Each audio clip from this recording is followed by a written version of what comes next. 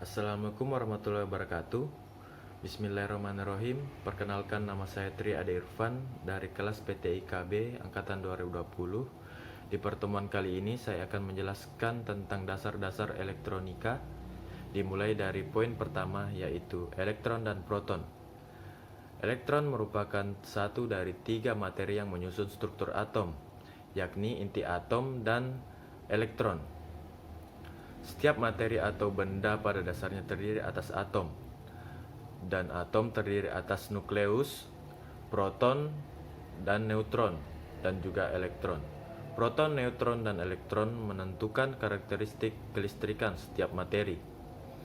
Hal itu menjadi penentu setiap materi dapat digolongkan sebagai konduktor, semikonduktor, atau isolator. Proton bermuatan listrik positif dan elektron bermuatan negatif. Jika sebuah benda kekurangan elektron, maka benda itu dikatakan bermuatan positif. Akan tetapi, jika sebuah benda kelebihan elektron, maka benda itu dikatakan bermuatan negatif.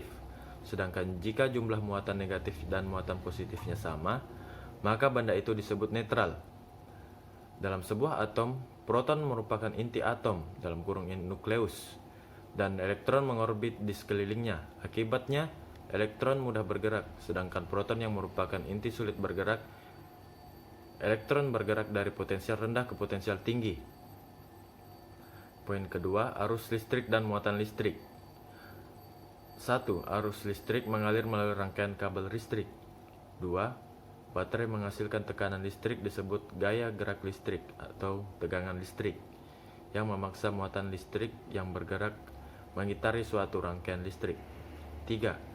Arus listrik yang mengalir mampu melakukan usaha untuk memutarkan motor listrik. Keempat, listrik mengalir dari potensial tinggi ke potensial rendah. Arus listrik akan mengalir pada satu rangkaian membentuk loop tertutup dan ada beban listrik, misalnya lampu atau pemanas yang tertutup dengan sumber listriknya. Rangkaian tertutup berarti rangkaian seluruh bagiannya atau beban penghantar saklar terhubung dengan sumber listrik. Poin ketiga, tegangan listrik. Tegangan listrik adalah suatu beda potensial antara dua titik yang mempunyai perbedaan jumlah muatan.